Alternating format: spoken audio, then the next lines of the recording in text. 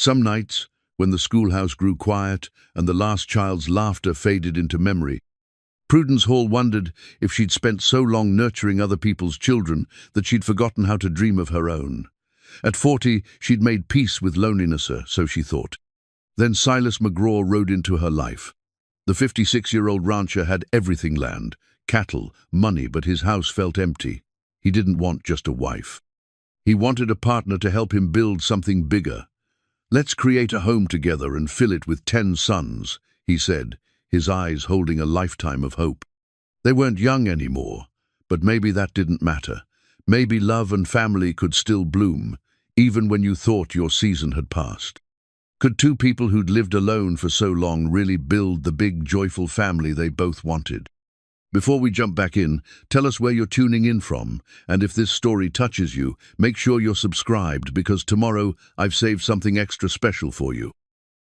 The brass bell that hung outside Abilene's one-room schoolhouse had called children to learning for 20 years, its worn surface polished smooth by countless small hands.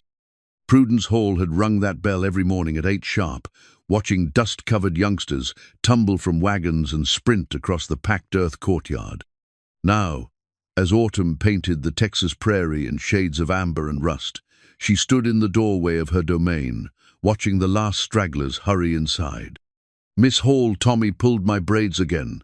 Sarah Beth's voice carried the particular indignation that only a 7-year-old could muster. Prudence smoothed her grey wool dress and stepped into the familiar chaos of her classroom. 23 children, ranging from 6 to 16, filled the wooden benches, their faces reflecting the hard life of frontier families. Some came from prosperous ranches, others from struggling homesteads where every day was a battle against the unforgiving land. "Tommy Henderson," Prudence said, her voice carrying the authority of 2 decades in front of children. "Gentlemen, do not pull ladies' hair. What do we say to Sarah Beth?" The freckled boy's face reddened. "Sorry, Sarah Beth." Prudence had learned long ago that teaching on the frontier required more than just arithmetic and reading. These children needed someone who understood their world, where fathers might be gone for weeks driving cattle, where mothers worked from dawn to dusk just to keep families fed, where education was a luxury many couldn't afford but somehow found a way to pursue. She'd come to Abilene in 1859, fresh from the teaching college in Austin, filled with romantic notions about educating the frontier's youth. She was 20 then, with dark hair pinned severely back and eyes bright with purpose. The town had been smaller then, just a collection of wooden buildings clustered around the railroad depot, but it held promise. The years had seasoned her like good leather, softening some edges while strengthening others.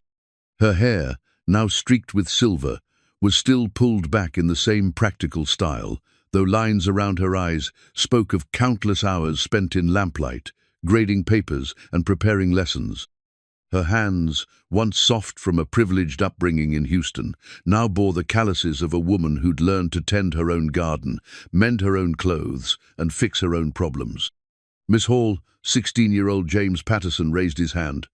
"My pa says there's a big rancher been asking questions about you in town." The classroom fell silent with the sudden attention that children gave to any hint of adult romance. Prudence felt heat rise in her cheeks, but kept her voice steady. "Your father should perhaps focus more on his cattle and less on idle gossip," she replied, though her heart quickened. She'd heard the rumors, too. Silas McGraw, the most successful rancher in 3 counties, had been seen at the general store, the bank, even the church, asking casual questions about the schoolteacher. "But Miss Hall," Sarah Beth piped up, "don't you want to get married? All ladies want to get married." 20 years of teaching had given Prudence practice in deflecting such questions.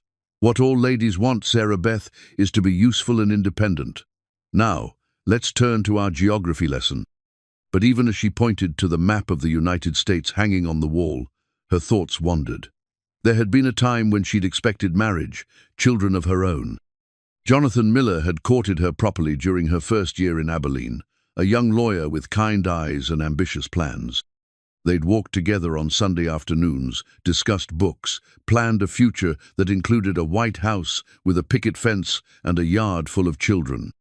Then the war had come. Jonathan had enlisted with the Texas Cavalry, promising to return and marry her. His letters had arrived regularly for the first year, filled with love and longing and plans for after the war. Then the letters had stopped. Word came 6 months later that he'd died at Shiloh, cut down in a charge that accomplished nothing but adding his name to a long list of the fallen. After that, Prudence had focused on her teaching. Men had come calling over the years: the bank president, a traveling preacher, even a widowed rancher with 3 young children, but none had stirred the feelings that Jonathan had awakened. She'd convinced herself that her students were enough, that the satisfaction of watching young minds grow and develop was better than the uncertainty of marriage and motherhood. Now, at 40, she'd made peace with her solitary life. Her small house behind the schoolhouse was neat and comfortable, with a garden that provided vegetables and a few treasured rose bushes that bloomed faithfully each spring. She had her books, her correspondence with other teachers across Texas, and the deep satisfaction that came from knowing she'd made a difference in hundreds of young lives. The sound of hoofbeats outside interrupted her geography lesson. Through the window, she could see a lone rider approaching a tall man on a magnificent chestnut horse, sitting straight in the saddle despite what appeared to be considerable years. Even from a distance, she could see the quality of his clothes, the silver gleam of his belt buckle, the confident way he controlled his mount. "Is that him?" James Patterson whispered loudly. "Is that Mr. McGraw?" Prudence's throat went dry.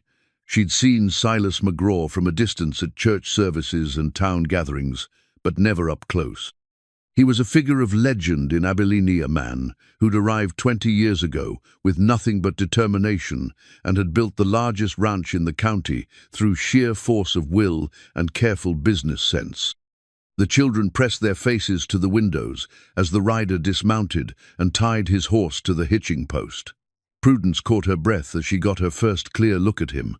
He was older than she'd expected, probably in his mid-50s, with silver-streaked hair beneath his hat and a neatly trimmed beard. But there was nothing frail about him. His shoulders were broad, his movements confident, and when he removed his hat, she could see intelligent grey eyes that seemed to take in everything at once. "Children, return to your seats immediately," Prudence commanded, though her own pulse was racing. "We have a visitor." Silas McGraw's knock was firm but polite. When Prudence opened the door, she was struck by how tall he was. She had to look up to meet his eyes, and she wasn't a small woman. "Miss Hall," he said, his voice carrying the slight drawl of a man who'd spent years outdoors. "I hope I'm not interrupting your lesson. I was wondering if I might have a word with you." 23 pairs of young eyes watched the exchange with fascination. Prudence felt a moment of panic. What could the most powerful man in the county want with her? "Certainly, Mr. McGraw," she managed. "Children, please work quietly on your arithmetic problems. I'll be just outside." She stepped onto the small porch, grateful for the fresh air.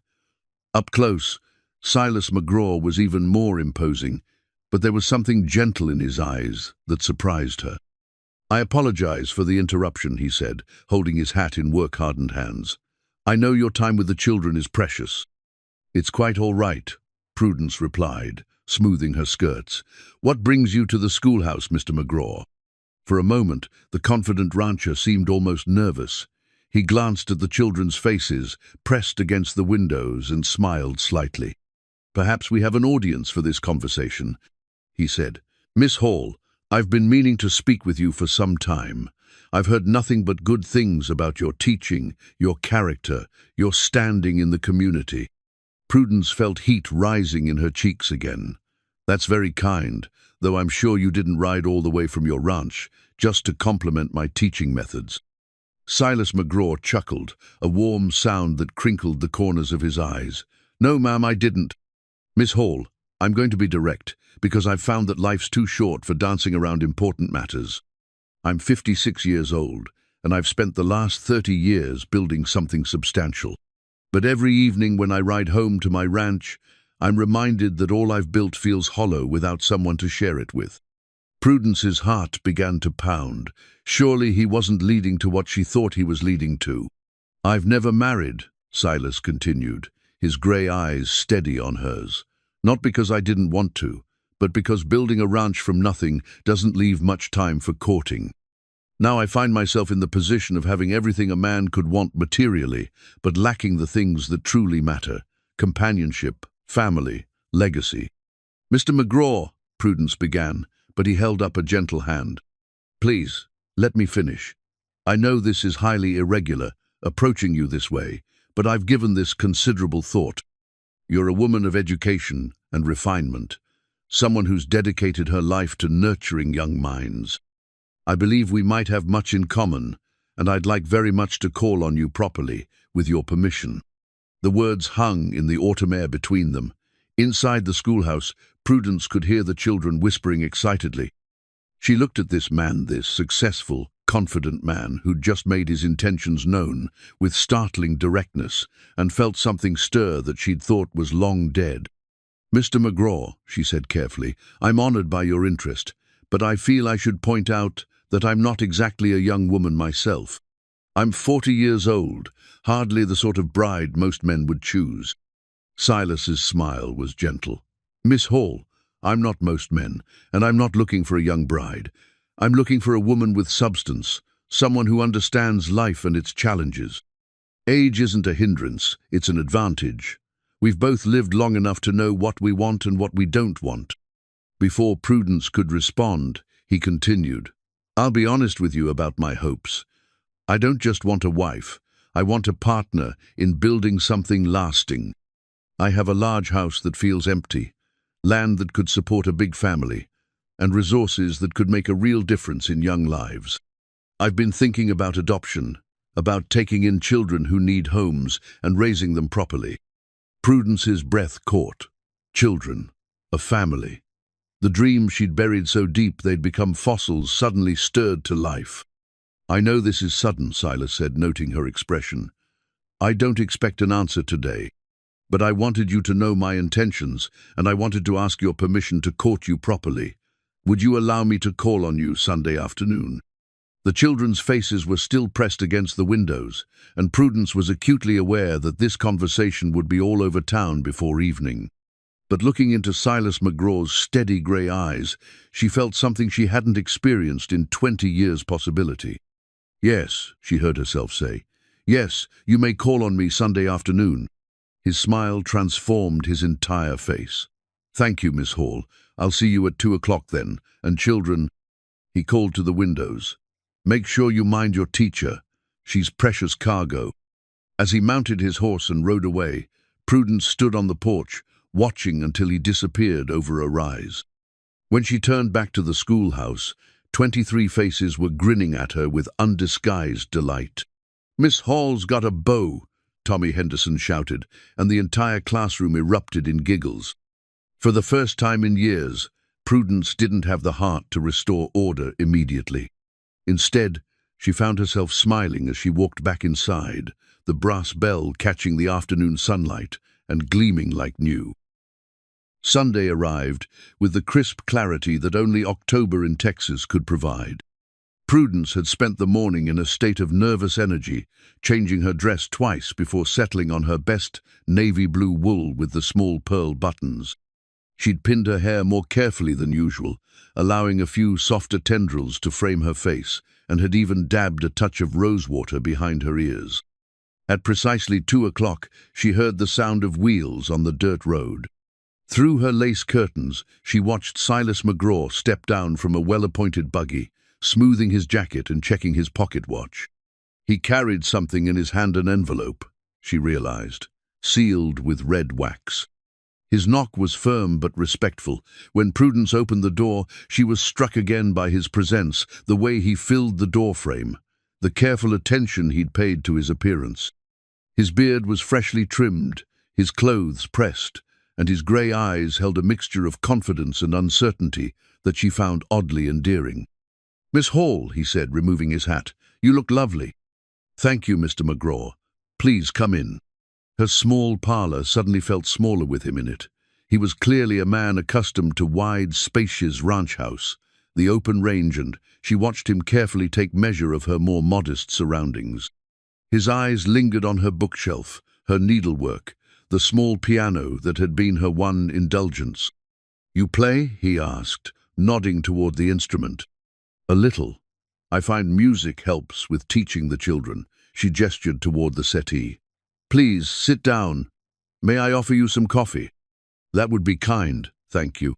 As she busied herself with the coffee service, Prudence was acutely aware of his presence behind her. This was the first man to sit in her parlor in years, and everything felt charged with possibility and uncertainty. "Miss Hall," Silas said as she handed him his cup, "I hope you'll forgive the formality of what I'm about to do, but I believe important matters deserve proper treatment." He reached for the envelope he'd set beside him on the settee. The red wax seal bore an intricate design that she recognized as his ranch brander circle with an M in the center. "This is a letter," he said, his voice taking on a more serious tone. "I spent considerable time writing it because I wanted to make sure my intentions were clear and my proposal properly stated." Prudence's hands trembled slightly as she accepted the envelope. "Mr. McGraw, please," he said gently, "read it first, then we'll talk." With careful fingers, she broke the seal and unfolded the heavy paper.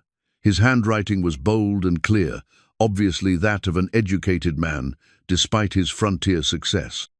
"My dear Miss Hall, I am writing to formally request your hand in marriage. I know this may seem precipitous, given that we have only just begun our acquaintance, but I have reached an age where I prefer directness to lengthy courtship that may lead nowhere. I am 56 years old, in good health, and possessed of considerable property and financial resources. My ranch comprises 8,000 acres of prime grazing land, and my cattle operation is among the most successful in Texas. I own property in town as well, including shares in the bank and the grain elevator. More importantly, I am a man of good character, with no vices that would make me unsuitable as a husband.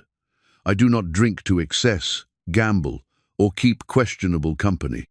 I attend church regularly and believe in conducting business and personal affairs with honor and integrity. What I lack, and what I hope to remedy through marriage to you, is companionship and family. I have lived alone too long, and I find that material success means little without someone to share it with. I am not looking for a young bride to ornament my arm, but rather for a partnera, woman of intelligence and character, who could help me build something meaningful with the time we have remaining. I should be honest about my hopes for our union. I have long dreamed of having children, and while I understand that natural childbearing may not be possible at our ages, I believe strongly in the option of adoption. There are many orphan children in this world who need homes, and I have the resources to provide well for them. I envision us building a large, loving family, through adoption perhaps, even the 10 sons I mentioned, if circumstances allow. I am not a romantic man in the traditional sense, but I am a loyal one. I would cherish and protect you, provide for your every need, and treat you with the respect due to a valued partner. In return, I ask only for companionship, loyalty, and a shared commitment to building a life and family together. If you find this proposal acceptable, I would be honored to begin a formal engagement. If not, I hope we might at least remain friends, and I apologize for any presumption on my part. I await your response with hope and respect. Yours most sincerely, Silas McGraw. Prudence read the letter twice, her heart racing faster with each word. When she finally looked up, Silas was watching her intently, his coffee cup forgotten in his hands. "Mr. McGraw," she began, then stopped. The formality suddenly seemed ridiculous, given what he'd just proposed. "Silas, this is quite overwhelming." "I know it is," he said quietly. "I debated whether to approach this more gradually, but I've found that honesty serves better than games, especially at our age." Prudence stood and walked to the window, looking out at the street where a few neighbors were taking Sunday strolls. She was aware that Mrs. Henderson from next door had found several reasons to work in her front garden since Silas's buggy had arrived. "You mention adoption," she said, still facing the window. "Have you given this serious thought?" "More than serious thought. I've been corresponding with agencies in New York and Philadelphia. There are hundreds of children who need homes, boys and girls, whose parents died in the war, or from disease, or simply from the hardships of life. I have the means to provide for them, to educate them, to give them opportunities they could never have otherwise. Prudence turned back to face him. And you believe I could be a mother to these children? Silas set down his coffee cup and stood, his grey eyes earnest. Prudence, may I call you Prudence? I've watched you with the children at the school. I've seen how they respond to you, how they trust you. You have natural maternal instincts, and more importantly, you understand how to guide young minds and hearts. The use of her first name sent a small thrill through her. But adopted children, especially older ones, might present challenges that we couldn't handle together. Silas stepped closer, close enough that she could smell the soap he'd used, see the small scar above his left eyebrow that spoke of a life lived outdoors. Prudence, I'm not looking for easy. I'm looking for meaningful. I want to build something that will last beyond my own lifetime. She found herself studying his face, the lines around his eyes that spoke of years squinting into prairie sunlight, the firm set of his jaw that suggested determination, the unexpected gentleness in his expression when he spoke of children. Why me? She asked softly. There are younger women in town, women who could give me children naturally? Silas shook his head. I'm not interested in younger women. They would see me as a means to security, nothing more. You understand life's complexities. You've faced disappointment and chosen to make something meaningful of your circumstances. That takes character. Prudence felt tears prick her eyes. No one had ever seen her spinsterhood as evidence of character before. I need time to think, she said. Of course, this isn't a decision to make lightly. Silas moved toward the door, then paused. But Prudence, may I ask you something? She nodded. When you think about your future 5 years from now, 10 years from now, what do you see? The question hit her like a physical blow. 5 years from now, she would be 45, still teaching other people's children, still returning each evening to this quiet house. 10 years from now, she would be 50, and the school board would likely be looking for a younger teacher. She would be alone, with nothing but memories and the satisfaction of work well done. I see, she began, then stopped. I see much the same as now. And does that satisfy you? The honest answer was no. The dream she'd buried 20 years ago when Jonathan Miller died was stirring again, brought to life by this unexpected man with his talk of family and children, and building something meaningful. I don't know, she whispered. Silas put on his hat and moved to the door. Think about it, Prudence, but while you're thinking, remember this, we're neither of us young, but we're not dead either. There's still time to choose joy if we have the courage to reach for it. After he left, Prudence sat in her parlor, holding his letter, listening to the tick of her mantel clock and the distant sound of children playing in the street. For 20 years, she had lived a quiet, useful life. Now, suddenly, she was being offered the chance for something entirely different, a partnership, a family, a future filled with voices and laughter and the beautiful chaos of raising children. The question was whether she was brave enough to say yes. 3 days later, Prudence found herself standing before a cedar chest that had sat untouched in her bedroom closet for 20 years. Her hands trembled as she lifted the heavy lid, releasing the scent of lavender sachets and old dreams. Inside lay the contents of a hope chest she'd assembled during her first year in Abilene, when Jonathan Miller's courtship had filled her with visions of domestic bliss. Carefully folded baby blankets in soft yellows and whites, tiny gowns she'd embroidered by lamplight, a christening dress of the finest linen she could afford on a teacher's salary. At the bottom, wrapped in tissue paper, was a child's first Bible, its leather cover still supple despite the years. She sank onto her bed, clutching one of the blanket-soft wool knitted in an intricate pattern she'd learned from her mother. 20 years ago, she'd imagined wrapping her own babies in this blanket, singing lullabies as she rocked them to sleep. When Jonathan died, she'd closed the chest and tried to close that part of her heart as well. Now, with Silas's letter still fresh in her memory, those buried dreams felt startlingly alive. A knock at her front door interrupted her reverie. She hastily replaced the blanket and closed the chest, smoothing her skirts as she went to answer. To her surprise, she found Silas McGraw standing on her porch again, hat in hand, looking slightly uncertain. "Silas," she said, then caught herself. They weren't engaged. She hadn't even given him an answer yet. "I hope I'm not intruding," he said. "I wanted to discuss something with you, if you have a moment."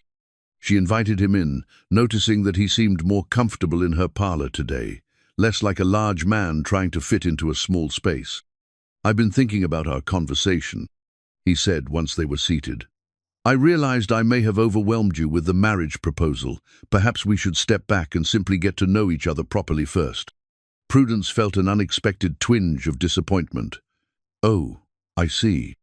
Not because I've changed my mind," Silas said quickly, reading her expression, "but because I want you to feel comfortable with your decision, whatever it may be. I was wondering if you might consider allowing me to court you properly Sunday visits, perhaps a drive in the countryside, church together, the traditional things." Relief flooded through her. "I think that would be wise." "Good." His smile was warm. "And Prudence, I brought something I'd like to show you." He reached into his jacket pocket and withdrew a small object wrapped in soft cloth. When he unfolded it, she saw a simple gold wedding band, worn smooth with age. "This was my mother's ring," he said quietly. "She died when I was 15, but she wore this for 23 years of marriage to my father. I've carried it with me ever since, always hoping that someday I'd have someone worthy to offer it to." Prudence's throat tightened. "It's beautiful. I'm not showing it to you to pressure your decision," Silas said, carefully rewrapping the ring. "I just wanted you to know that this isn't a whim for me. I've been thinking about marriage and family for a very long time." Over the following weeks, their courtship took on a comfortable rhythm. Silas came calling every Sunday afternoon, and they took long walks around the town, properly chaperoned by the presence of other strollers and the watchful eyes of neighbors. He was surprisingly easy to talk, Tao read, despite his frontier upbringing, with opinions on everything from cattle breeding to politics to the books she recommended. Their first real test came on a crisp November afternoon, when Mrs. Abernathy, the banker's wife and undisputed leader of Abilene's social circle, made her disapproval known. "Really, Miss Hall," she said loudly enough for half the congregation to hear as they stood outside the church after services, "don't you think you're being rather foolish? A woman of your age, chasing after romance like some schoolgirl." Prudence felt her cheeks burn, but before she could respond, Silas stepped forward. His voice was calm, but carried the authority of a man accustomed to command. "Mrs. Abernathy," he said, tipping his hat politely, "I believe you're mistaken about who's doing the chasing. I'm the one who sought out Miss Hall's company, and I consider myself fortunate that she's gracious enough to receive my attentions." The older woman's face reddened. "Well, I just think—" "What you think," Silas interrupted gently, "is that people past a certain age should resign themselves to loneliness rather than seek companionship and happiness. I disagree with that philosophy, and I suspect many others do as well." Several people in the gathered crowd nodded approvingly. Mrs. Patterson, whose son James was one of Prudence's students, spoke up. "I think it's wonderful," she said firmly. "Miss Hall has given so much to this community. She deserves happiness." The show of support warmed Prudence's heart, but it also drove home the reality that their courtship was very much a public affair. Every Sunday walk, every conversation, every smile between them would be noted and discussed. That evening, as they sat in her parlor sharing coffee and pie, Prudence broached the subject that had been weighing on her mind. "Silas, about the adoption plans you mentioned, have you made actual inquiries?" His face lit up. "I have, actually. I've been corresponding with the New York Foundling Hospital and the Philadelphia Orphan Society. Both have children of various ages who need placement." He reached into his coat and pulled out several letters. "The process is more complex than I initially thought. They require character references, proof of financial stability, and assurances about education and religious instruction." Prudence studied one of the letters, noting the formal language and detailed requirements. "They want to place siblings together when possible," she observed. Yes, and I think that's important. A child who's already lost parents shouldn't have to lose brothers and sisters as well. Silas leaned forward. Prudence, there's something else. The agencies prefer married couples. They're reluctant to place children with single men, no matter how well established. The implication hung between them. Marriage wouldn't just be about their own happiness, it would be necessary for their dreams of creating a family. How do you feel about older children? Silas asked. The agencies have many children past infanticide, 10, 12 years old. They're harder to place because most couples want babies. Prudence thought of her students, remembering how rewarding it was to watch older children master new concepts and develop their personalities. I think older children might be easier in some ways. They can communicate their needs, help with household tasks, even help care for younger siblings. That's exactly what I was thinking. Silas's enthusiasm was infectious. We could create a real family, not just adopt a single child, but bring together several children who could grow up as brothers and sisters. As autumn deepened into winter, their relationship deepened as well. Silas showed her around his ranch on a crisp December afternoon, and Prudence was impressed by its scope and organization. The house was indeed large, 8 bedrooms, a spacious kitchen, and a parlor that could easily accommodate a big family. But it was also painfully empty, echoing with the footsteps of one lonely man. I had it built large because I always hoped, Silas said as he showed her through the rooms. Each of these bedrooms could hold 2 children, maybe 3 if we used bunk beds. Prudence could envision children's laughter filling these quiet halls, the sound of running feet on the stairs, bedtime stories told in each room. The vision was so vivid it took her breath away. On the drive back to town, as snow began to fall softly around them, Silas asked the question that had been building between them for weeks. "Prudence," he said quietly, "I know I gave you time to think, but I need to ask if you made your decision." She watched the snowflakes dance in the growing darkness, thinking of the hope chest upstairs in her closet, of the empty bedrooms in his house, of the letters from orphanages seeking homes for children who had none. "Yes," she said softly. "Yes, Silas, I'll marry you." The announcement of their engagement in January 1880 sent ripples through Abilene, like a stone dropped in still water. Silas had insisted on placing a formal notice in the Abilene Weekly Chronicle, and Prudence had agreed despite her natural inclination toward privacy.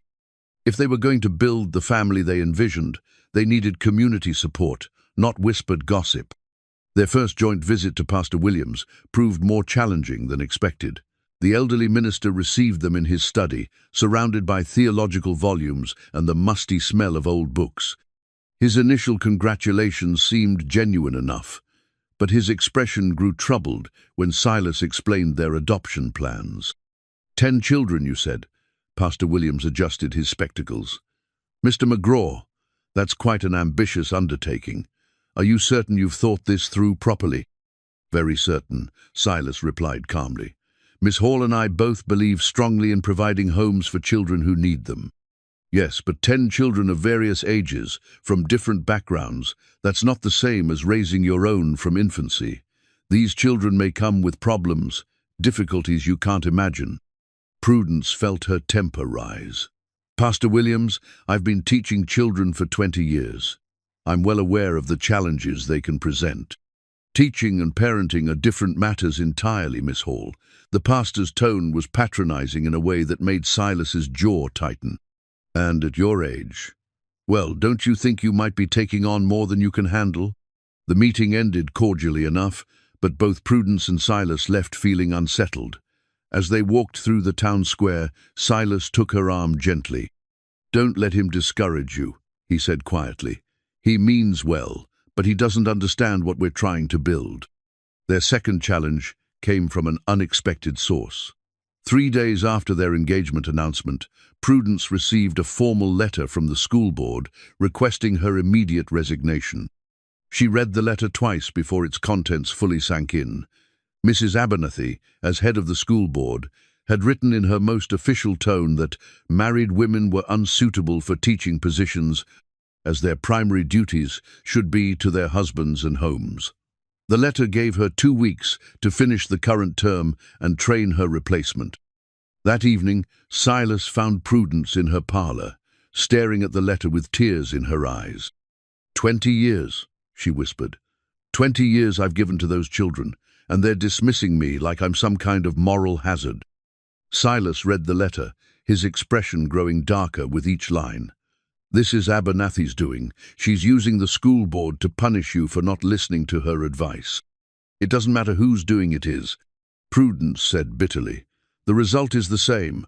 I'll lose my position, my income, my independence. I'll have nothing to bring to our marriage but myself. Prudence. Silas knelt beside her chair, taking her hands in his. Listen to me. You're bringing everything to our marriage, your intelligence, your experience with children, your character. Those are worth more than any income. But what if? She couldn't finish the thought, but Silas understood. What if something happens to me and you're left with nothing? He squeezed her hands. That won't happen. I'm having my lawyer draw up papers that will ensure you're provided for, no matter what. The ranch, the investments, everything will be yours if something happens to me. The next morning brought another blow.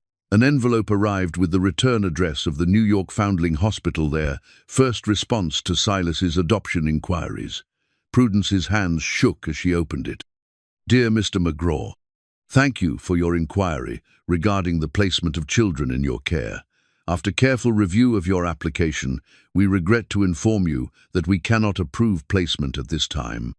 Our policy requires prospective parents to be under the age of 45 for first-time adoptions. Additionally, we have concerns about your remote location and your stated desire to adopt multiple children simultaneously. We wish you well in your endeavors and suggest you contact local agencies that may have different requirements. Sincerely, Mrs. Eleanor Hartwell, Director. The rejection felt like a physical blow. Prudence sank into her chair, the letter trembling in her hands. They won't even consider us, she said when Silas arrived an hour later. We're too old, too remote, too ambitious. Silas read the letter with growing frustration. This is one agency's opinion, not the final word. We'll try others. But over the following weeks, similar rejections arrived from Philadelphia, Boston, and Chicago. Each cited their ages, their unmarried status, or their request for multiple children as reasons for denial. Dr. Morrison, the town's physician, and one of their few supporters, stopped by Prudence's house on a snowy February evening with a potential solution. I've been thinking about your situation, he said, settling into her parlor with a cup of coffee. These Eastern agencies are too rigid, too bureaucratic. But there are children right here in Texas who need homes. He pulled out a worn notebook. I've delivered dozens of babies over the years to families who couldn't keep them, young mothers without husbands, families overwhelmed by poverty, women who died in childbirth, leaving children with no relatives. Sometimes I find placement locally, but often these children end up in orphanages in Austin or San Antonio. Prudence leaned forward. You're saying there might be children closer to home. I'm saying I'd be willing to write to several agencies on your behalf, vouching for your character and capabilities. A local doctor's recommendation carries weight, especially when I can attest to your health, your stability, and your experience with children. Hope stirred in Prudence's chest for the first time in weeks. Would you really do that for us? My dear woman, I've watched you handle every crisis this town's children have faced for 20 years. If anyone can provide loving homes for orphaned children, it's you and Silas. The winter seemed less harsh after Dr. Morrison's visit. As Prudence finished her final weeks of teaching, her students created a farewell celebration that brought tears to her eyes. They'd pooled their pennies to buy her a small silver locket, and inside they'd placed a tiny photograph of the entire class. So you won't forget us when you have your new children, Sarah Beth explained seriously. I could never forget any of you, Prudence replied, meaning every word.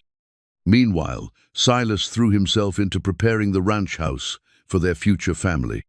He hired carpenters to add built-in bunks to several bedrooms, expanded the kitchen to handle larger meals, and installed a bell system so children could call for help from any room.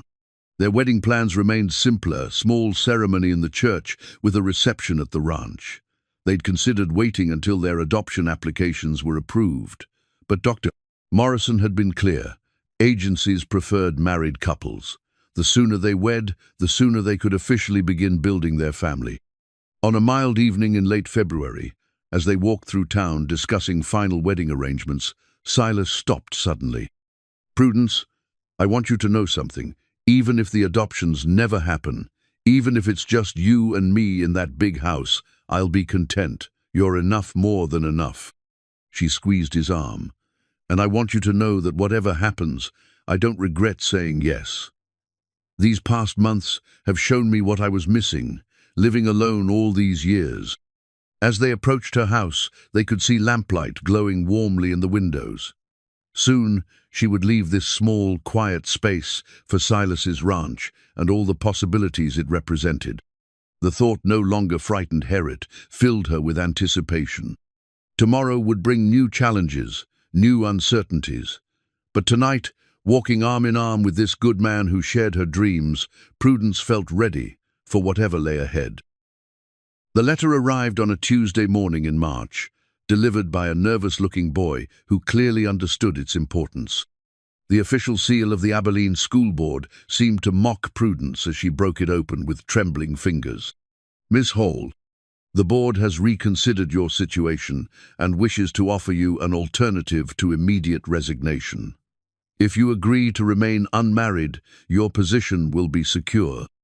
However, should you proceed with your engagement to Mr. McGraw, your employment will terminate on your wedding day. We hope you will make the wise choice for your future security. Mrs. Charlotte Abernathy, Chairman, Abilene School Board." Prudence sank into her kitchen chair, the letter fluttering to the table. They were forcing her to choose between the work that had defined her for 20 years and the chance for love and family she'd thought was lost forever. When Silas arrived that afternoon for their usual visit, he found her sitting in her parlor, staring out the window with unseeing eyes. "What's happened?" he asked immediately, noting her distress. Wordlessly, she handed him the letter. She watched his face darken as he read, his jaw tightening with each line. "Those sanctimonious hypocrites," he said quietly, his voice dangerous in a way she'd never heard before. "They're trying to manipulate you through fear." "Maybe they're right," Prudence whispered. "Maybe I'm being foolish, giving up everything certain for something that might not work out." Silas set the letter aside and knelt before her chair, taking her hands in his calloused ones. "Prudence, look at me." Reluctantly, she met his grey eyes. "Are you having doubts about marrying me?" The question hung between them, heavy with possibility. Prudence studied his face, the lines of worry, the genuine care in his expression, the way he was trying to hide his own fear that she might say yes. "No," she said finally, "not about marrying you. But Silas, teaching is all I've ever known. It's who I am." "No," he said firmly.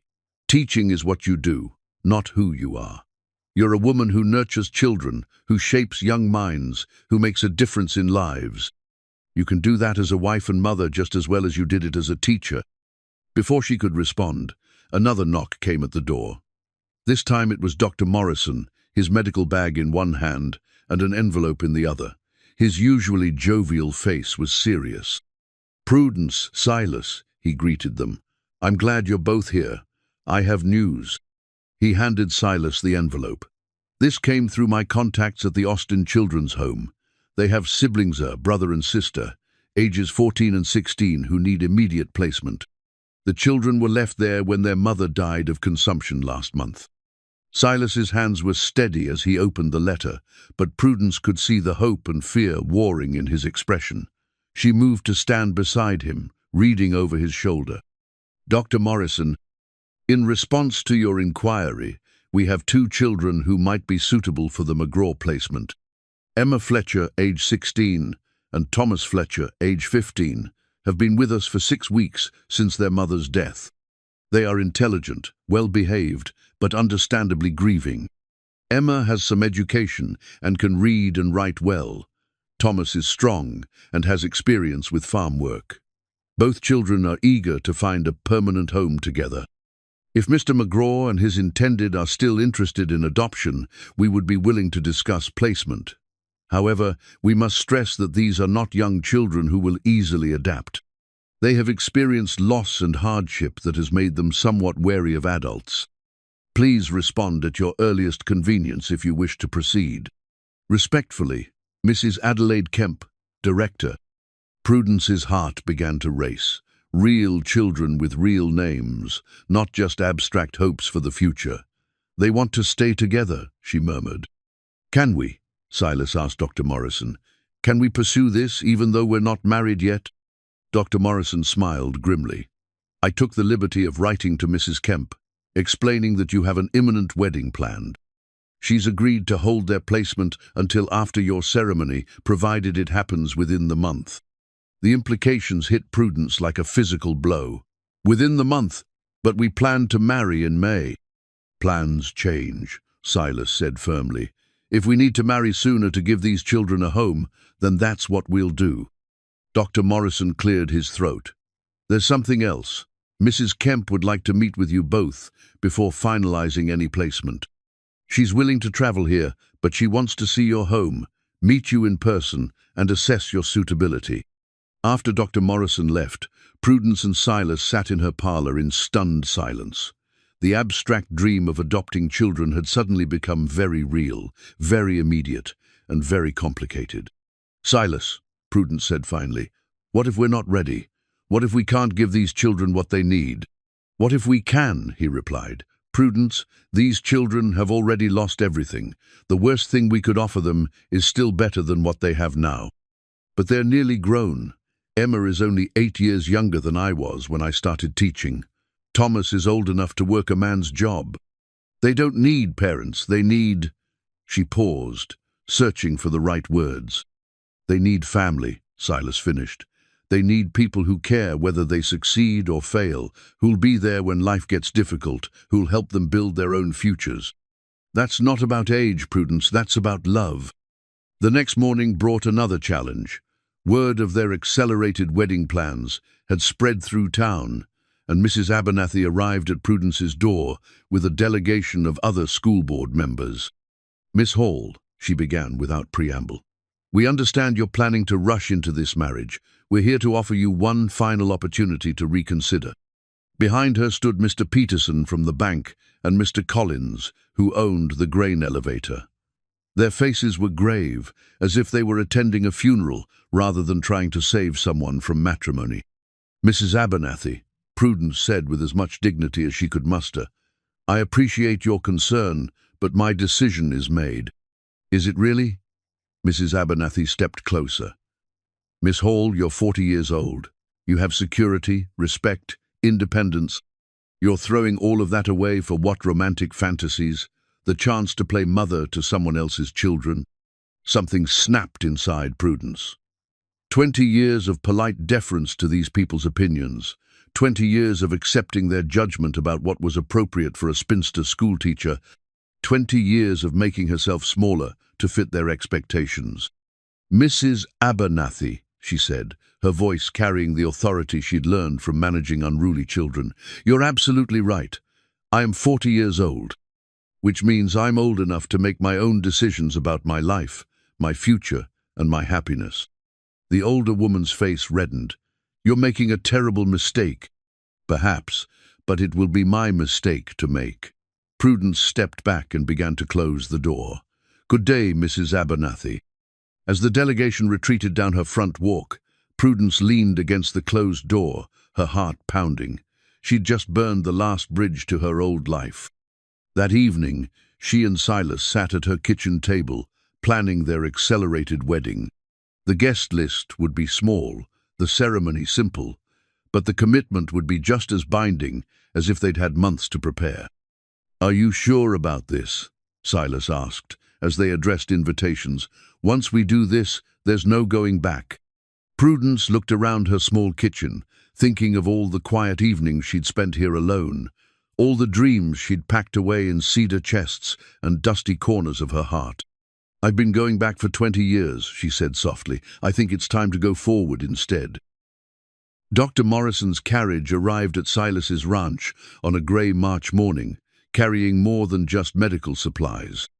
Tucked carefully in his black bag was a letter that would serve as their official recommendation to the Austin Children's Home document he'd spent considerable time crafting. "I've written this as both a medical and character reference," he explained to Prudence and Silas as they gathered in the ranch house parlor. "Mrs.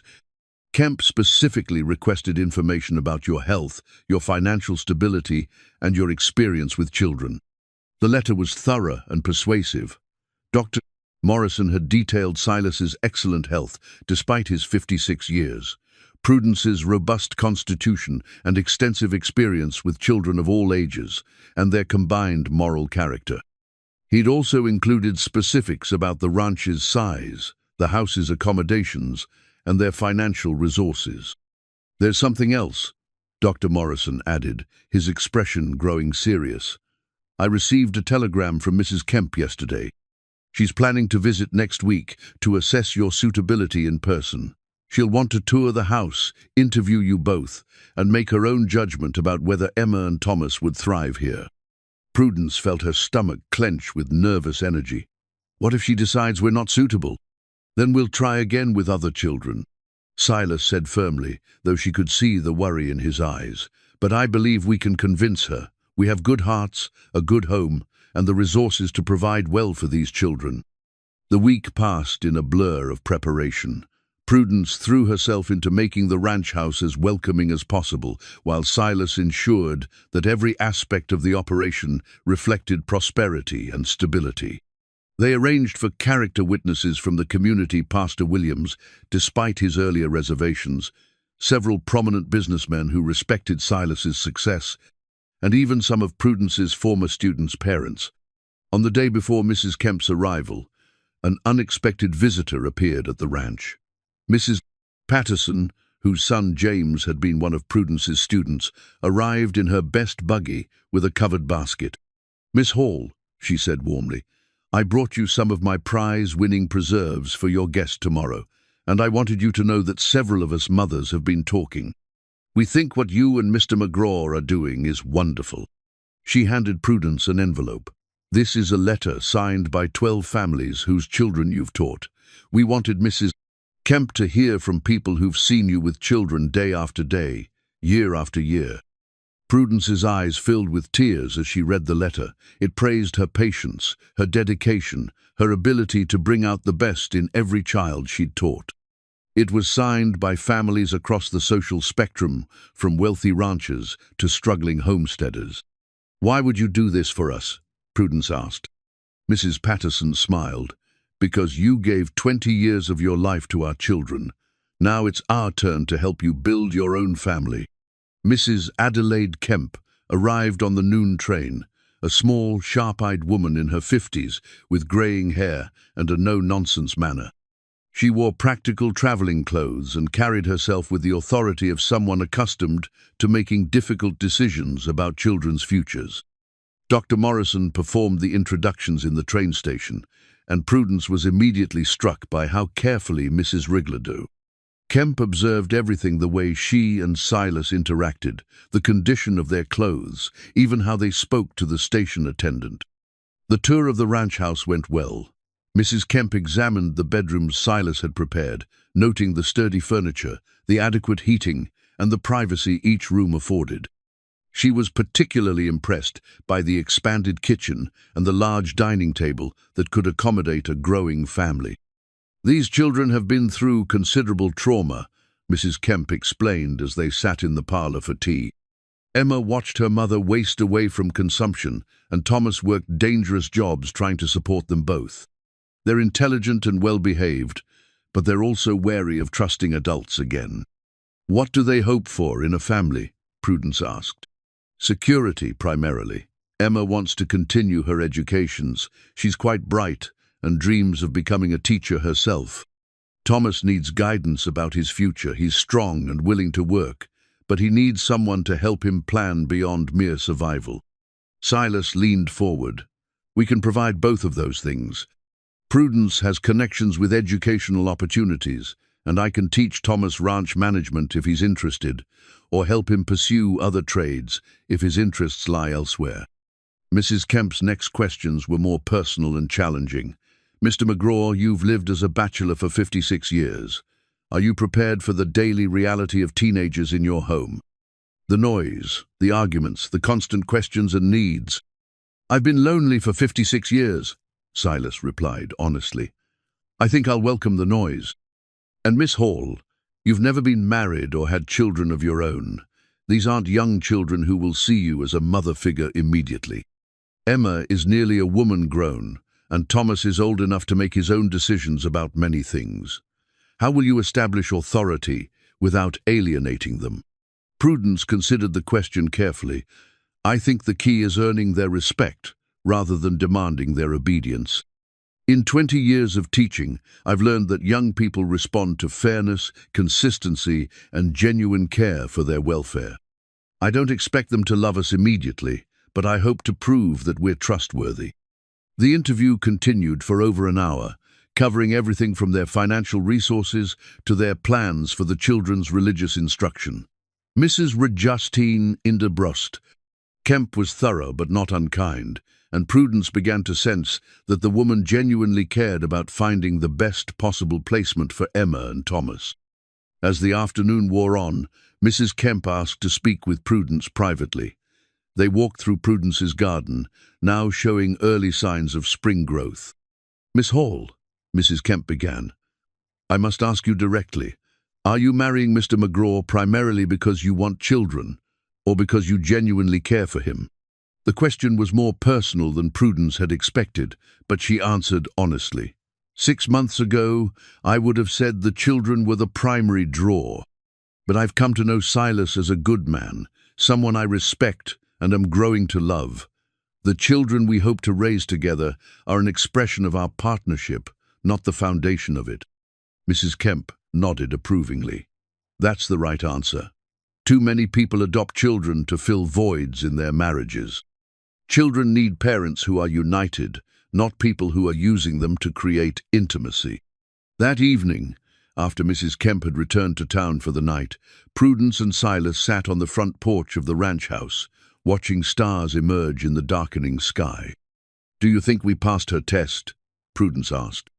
I think we were honest, Silas replied. That's all we can do. The next morning, Mrs. Kemp delivered her decision over breakfast at the hotel. I'm prepared to recommend Emma and Thomas Fletcher for placement with you, conditional on your marriage taking place within 2 weeks.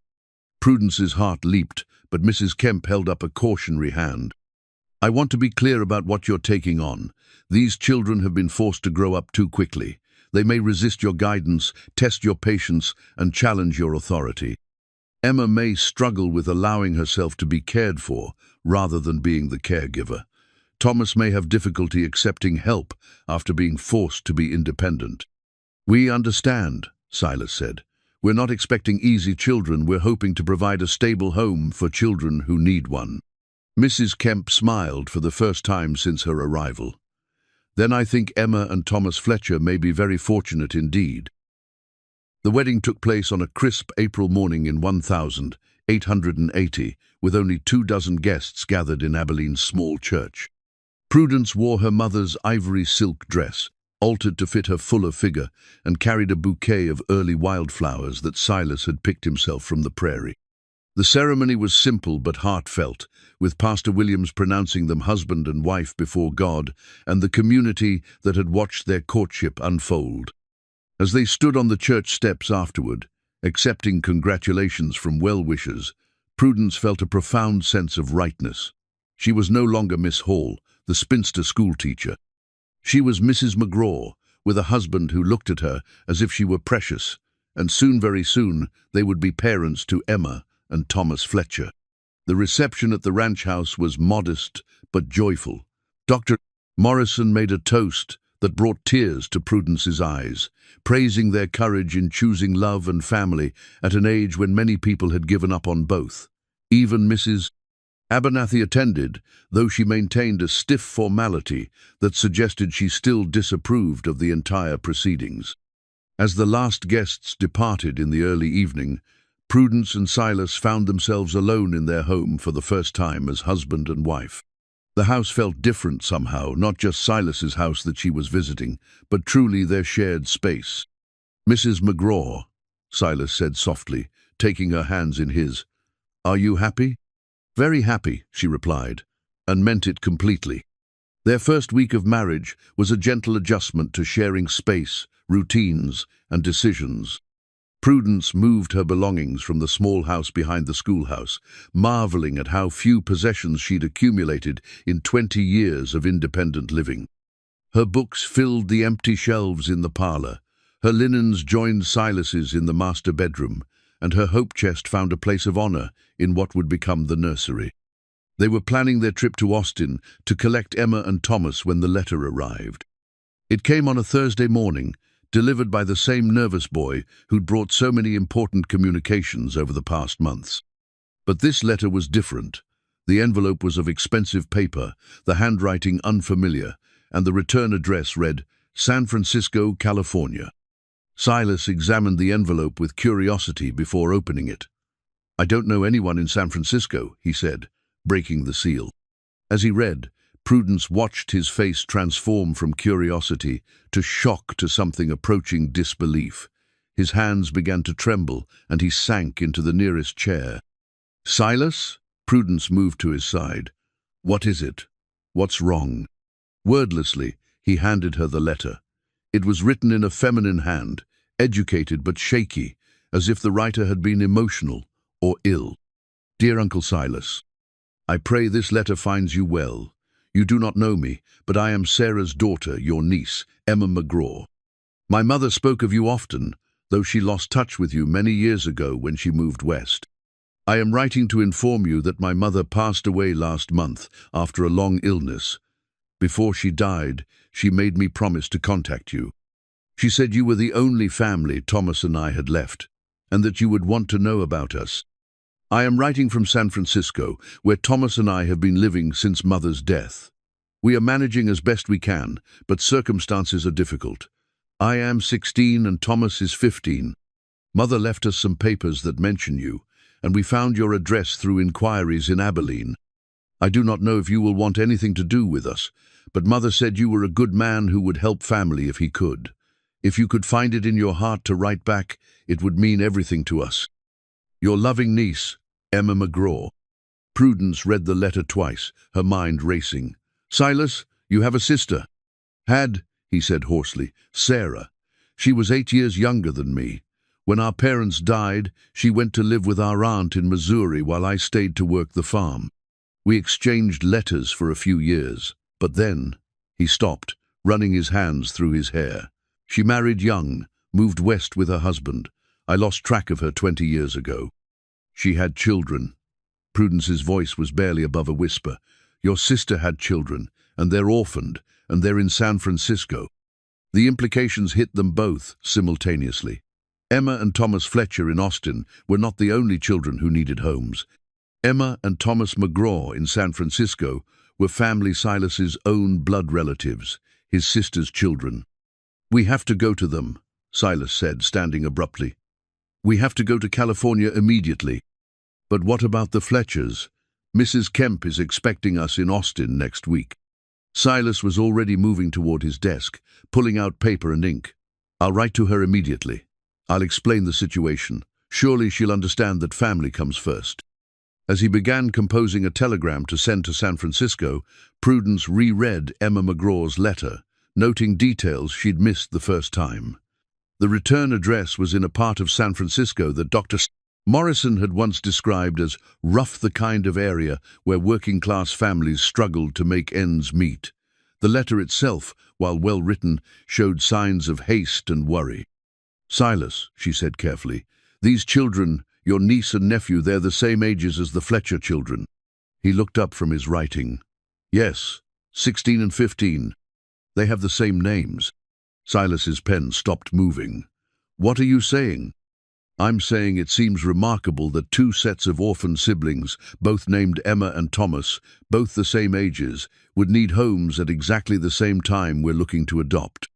A long silence fell between them as the implications sank in. Then Silas spoke, his voice filled with wonder. You think Sarah named her children after the Fletchers somehow? That this isn't a coincidence? Prudence shook her head slowly. I think this is more than coincidence. I think, she paused, formulating her thoughts. I think we were always meant to find these particular children. Your family. The next morning brought a flurry of activity. Silas sent telegrams to San Francisco, attempting to locate his niece and nephew, while Prudence wrote a careful letter to Mrs. Kemp, explaining their sudden change in circumstances. They also began making hurried travel arrangements, planning to leave for California within the week. Dr. Morrison arrived that afternoon with a grave expression. I've been thinking about your situation, he said, settling into their parlor. Before you travel to California, there are things you should know about what you might find there. He pulled out a medical journal and opened it to a marked page. San Francisco is a rough city, especially for children without family or resources. There are parts of the city where people live in conditions that would shock you: overcrowded tenements, dangerous work in factories and docks, limited access to education or medical care. Prudence felt her heart clench. You think Emma and Thomas might be living in such conditions? I think it's possible. A 16-year-old girl and 15-year-old boy, alone in a city like that, would have very few options for survival. Silas's jaw tightened. Then we need to get to them as quickly as possible. There's something else, Dr. Morrison continued.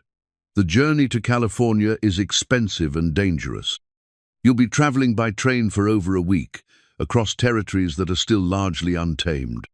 And once you get there, you may find children who are very different from what you're expecting: harder, more suspicious, possibly involved in situations you don't want to imagine. Their family, Silas said simply. Whatever we find, whatever condition they're in, they're my sister's children. That means they're our responsibility now. That evening, as they sat in their parlor making final travel plans, Prudence opened the small wooden box where she kept her most precious possessions. Inside, wrapped in tissue paper, was a daguerreotype taken when she was 20, a formal portrait she'd had made to send to Jonathan Miller before the war. But beneath it was something she hadn't looked at in years, a small leather-bound diary that had belonged to her mother. She'd kept it not for its contents but as a memento, rarely opening it to read the faded entries about domestic life in the 1840s. Now, on impulse, she opened it to a random page and found an entry that made her breath catch. March 15th, 1847, received a letter from my dear friend Sarah McGraw in Missouri. She writes that she has married a westward-bound man named Fletcher, and they plan to seek their fortune in California. I fear for her, traveling so far from family, but she is determined to make a new life. I have sent her my blessing and my mother's wedding ring as a token of our friendship. Prudence stared at the page, her hands trembling. Sarah McGraw had married a man named Fletcher. Emma and Thomas weren't just Silas's niece and nephew, they were also, somehow, connected to the Fletcher children they'd planned to adopt. The pieces were falling into place, in a way that seemed impossible yet inevitable.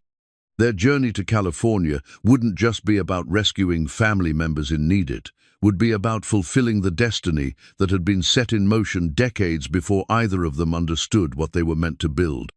Together. Silas, she called softly, I think there's something else you need to see.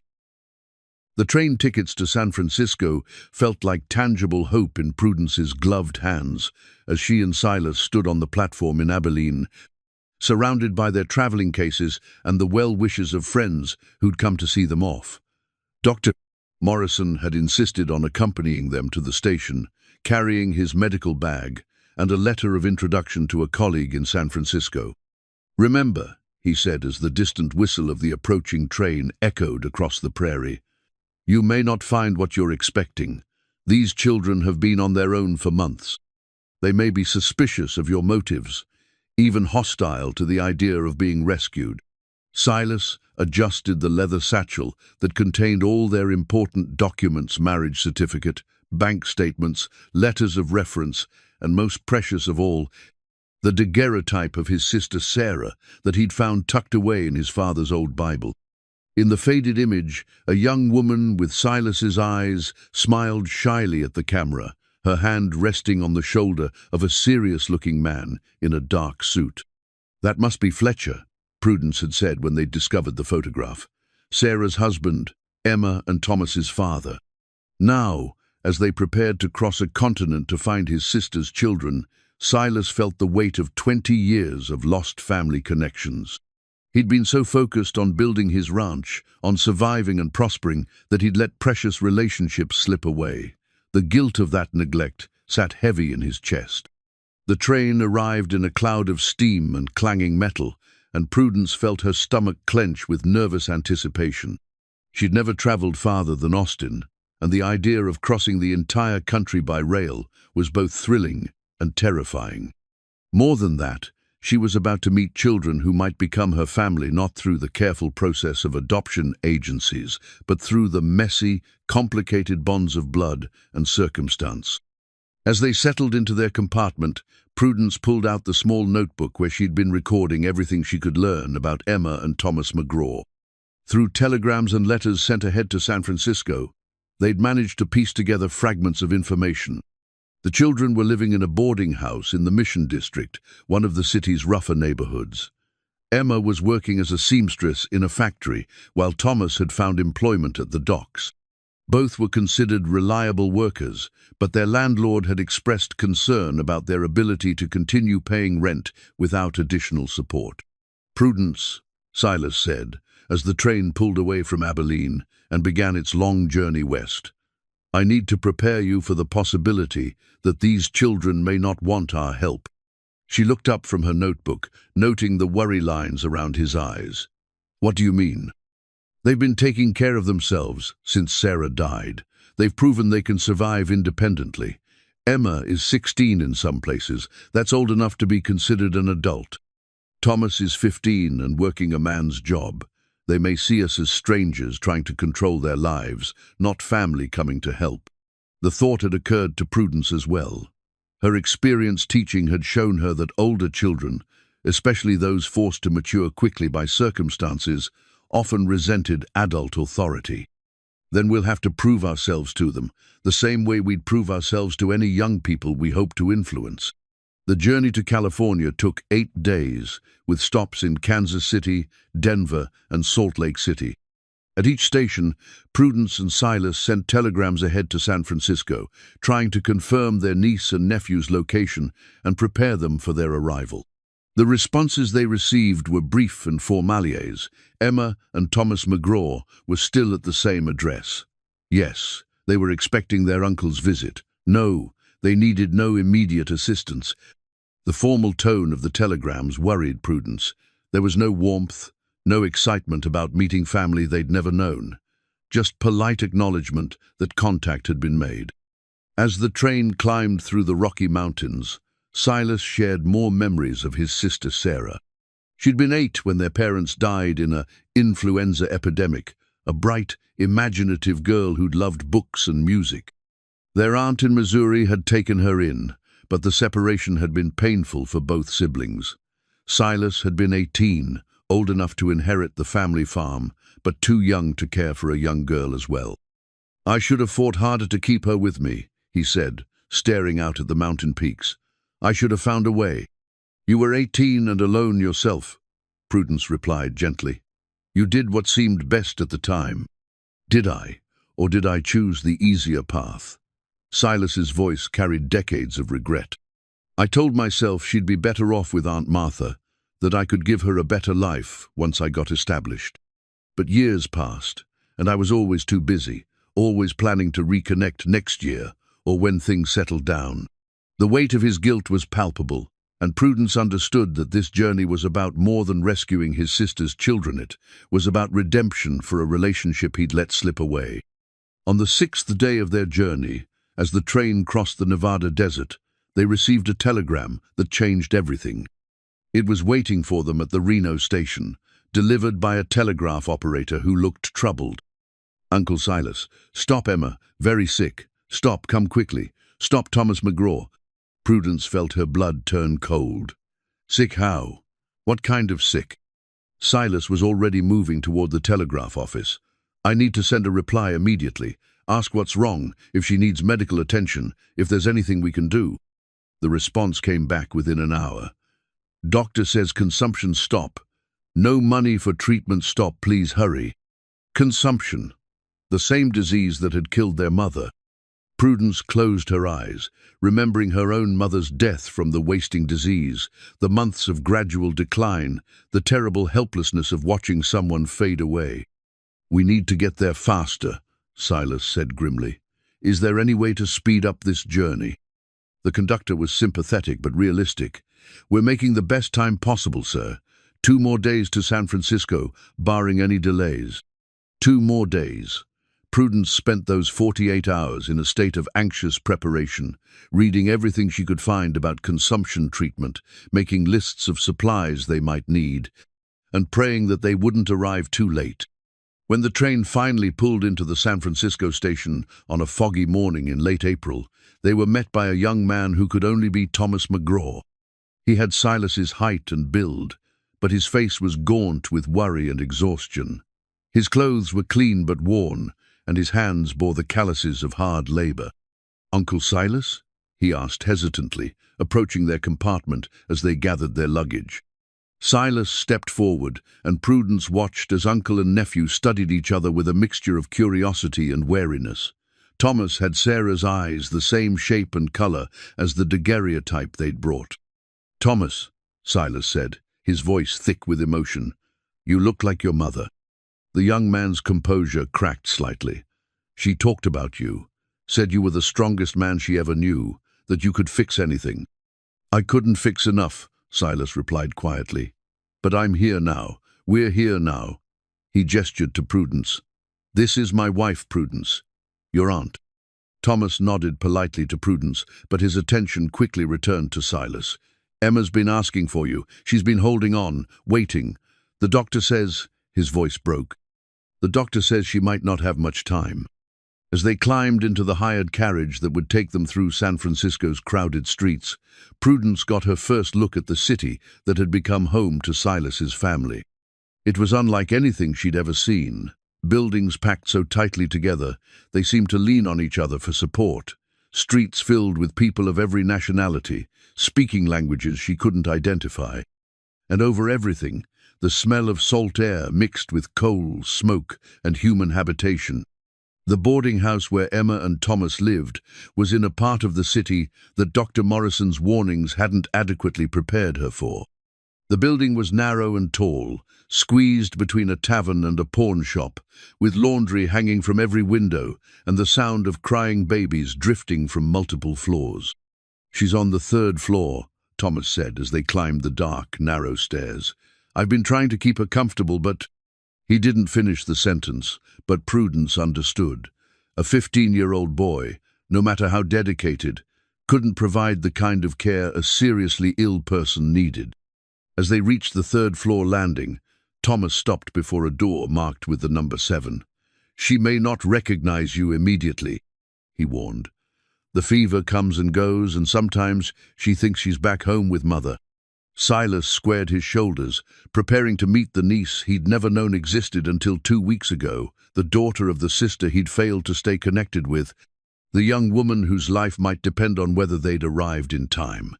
"Emma," he called softly through the door. "It's Uncle Silas. I'm here." The room beyond the door was smaller than Prudence's former schoolhouse closet, with a single narrow window that barely admitted the grey San Francisco light.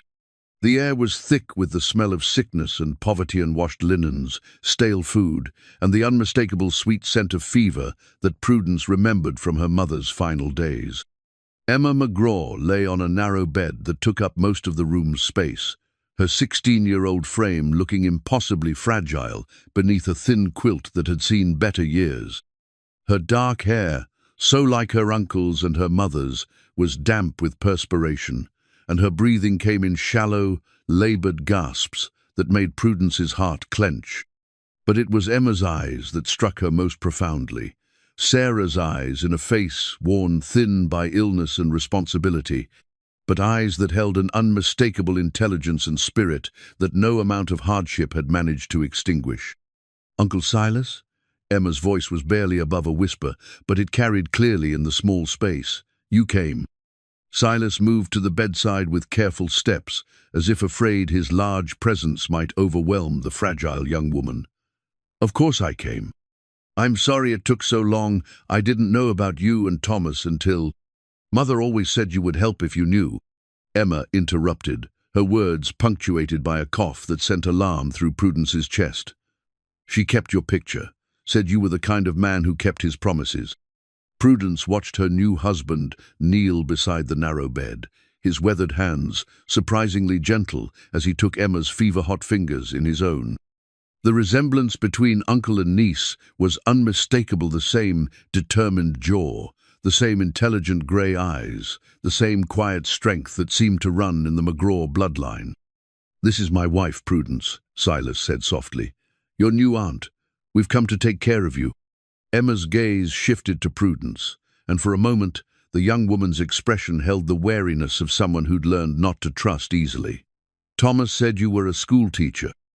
"I was," Prudence replied, moving closer to the bed. "For 20 years, and now I'm hoping to be something else if you'll let me." "What's that?" "Your family." Emma's composure cracked slightly, tears gathering in her eyes. "I've been so scared," she whispered, "so scared of leaving Thomas alone. He's strong, but he's still just a boy, and this city, it's not kind to children on their own." Prudence felt her maternal instincts surge to life with a force that surprised her. Without thinking, she knelt beside Silas and placed a gentle hand on Emma's forehead, checking for fever the way she'd done with countless students over the years. "You don't have to be scared anymore," she said firmly. "We're here now, and we're not going anywhere without both of you." Thomas, who had been standing uncertainly in the doorway, stepped forward. "The doctor said she needs to be in a hospital, but they want money up front, more money than we have." Silas stood, his expression determined. "Then we'll get her to a hospital immediately. Thomas, help me gather Emma's things. Prudence, do you think she can travel?" Prudence studied Emma's condition with the practiced eye of someone who'd cared for sick children for 2 decades. The young woman was clearly very ill, but she was alert and responsive. More importantly, she was fighting. Prudence could see it in her eyes, the same stubborn determination that had carried her through months of caring for a dying mother and surviving on her own in a hostile city. "I think we need to move quickly," Prudence said, "but yes, I think she can make the journey if we're careful." As they prepared to leave the boarding house, Prudence found herself taking charge in a way that felt natural and right. She directed Thomas to wrap Emma in every blanket they could find, instructed Silas to hire the most comfortable carriage available, and made mental notes about what supplies they would need for the journey to the hospital. When Thomas helped Emma sit up, preparing to carry her downstairs, the young woman looked directly at Prudence with an expression of desperate hope.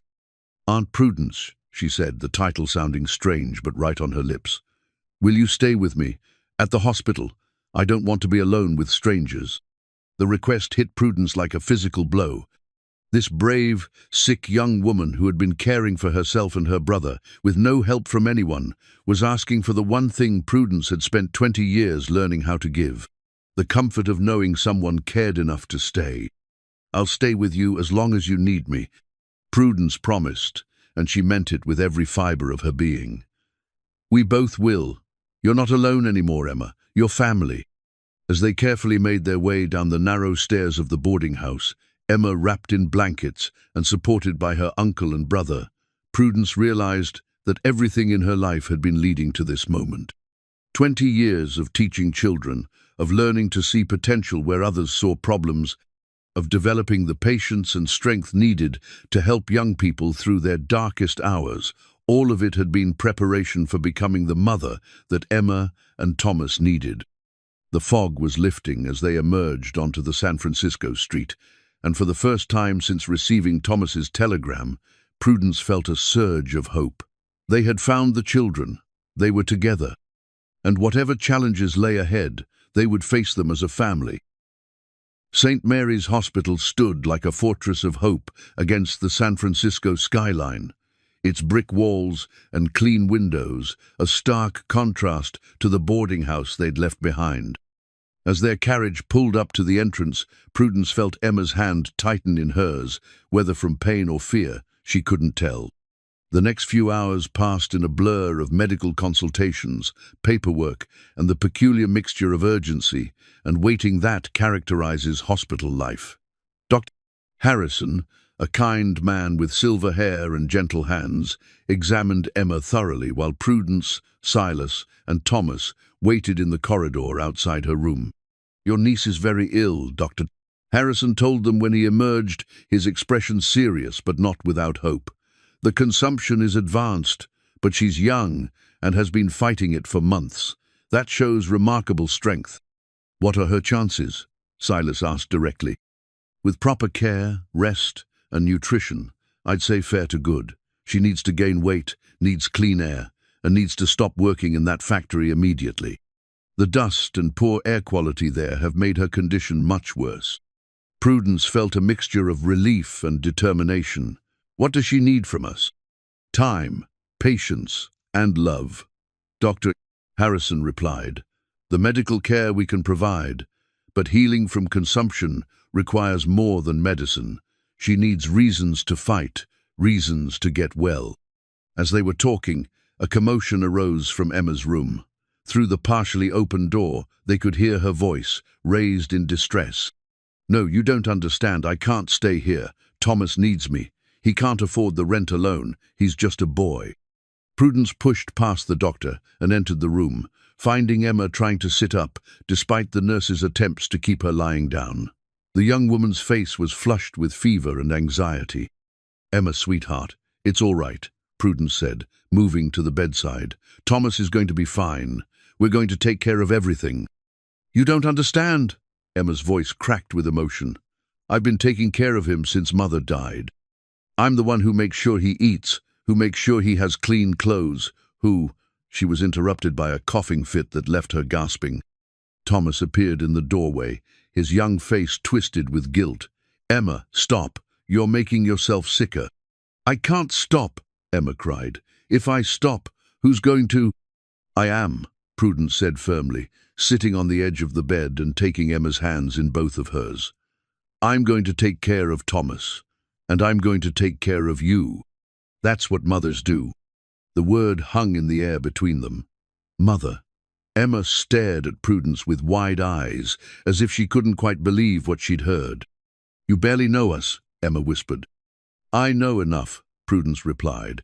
"I know you're brave and selfless, and you've been carrying responsibilities that no 16-year-old should have to carry.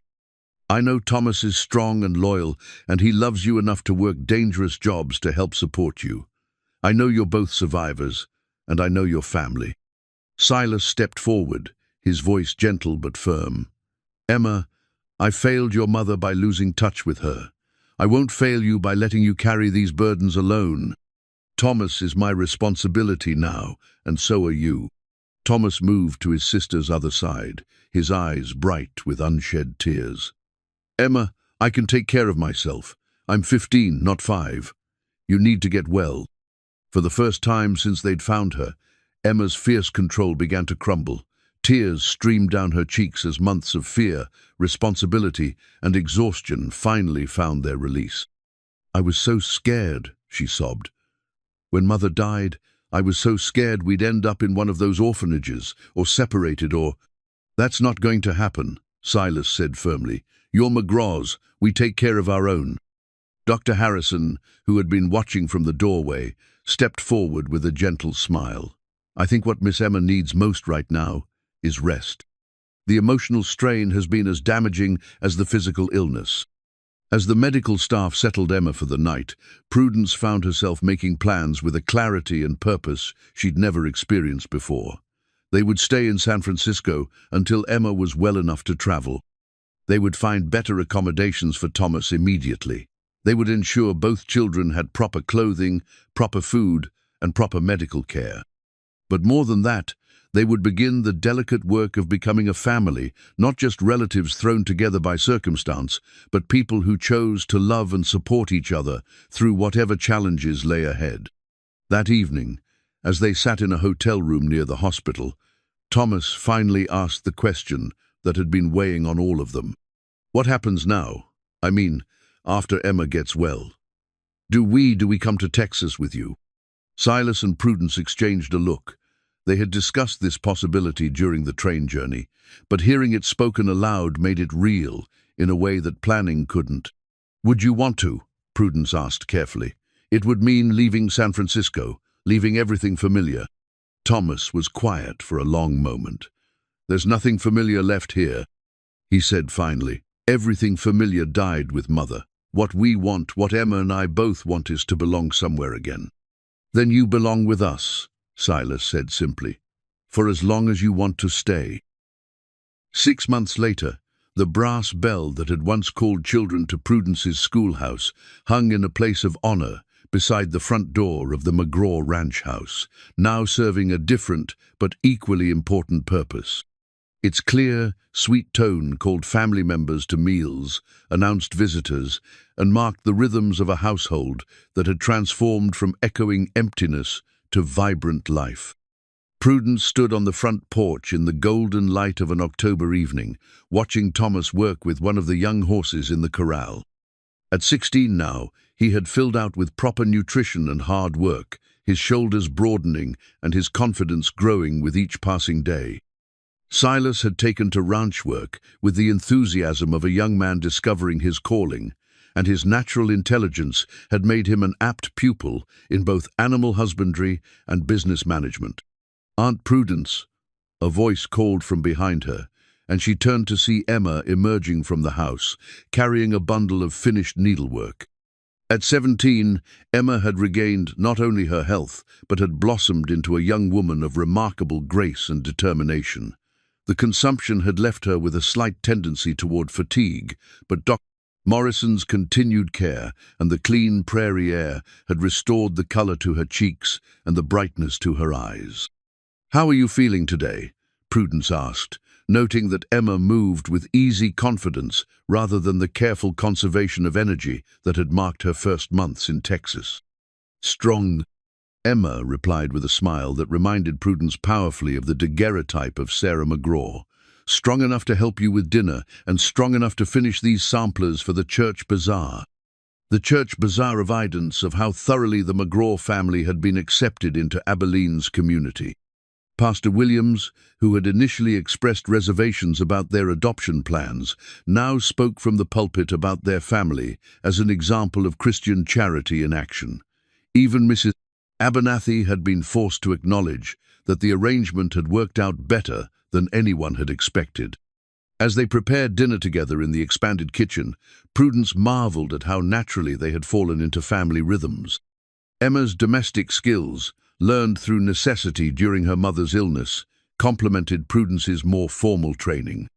Thomas contributed by handling the heavier chores and learning ranch management from Silas. Most importantly, they had all learned to lean on each other in ways that created genuine affection rather than mere obligation. "Prudence," Silas called from the front room. "Could you come here for a moment? There's something I'd like to discuss with the family." Emma and Prudence exchanged curious glances before joining Silas and Thomas in the parlor. Silas stood beside the mantelpiece, holding an official-looking envelope. "I received this today," he said, his expression unreadable. "It's from the Austin Children's Home, specifically from Mrs. Kemp." Prudence felt her heart skip.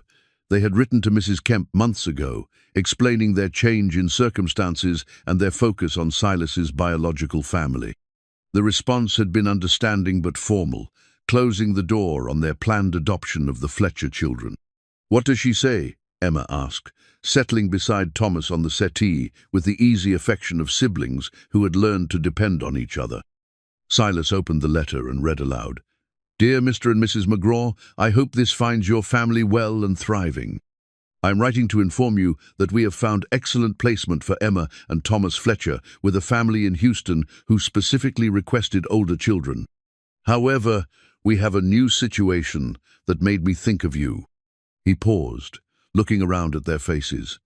She goes on to say that they have received 3 siblings, 8, 10, and 12, whose parents died in a wagon accident. The children have no relatives and need placement together. She's asking if we might consider expanding our family further.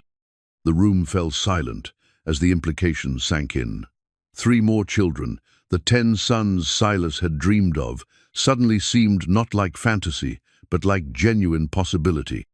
"What do you think?" Silas asked, addressing the question to all of them. Thomas spoke first. "This house has plenty of room, and Emma and Eway know what it's like to have nowhere to go." Emma nodded slowly. "If we could give other children what you've given us, safety, family, a real home, how could we not?" Prudence felt tears gather in her eyes. "Are you both certain? 3 more children would mean less privacy, more work, more responsibility for all of us."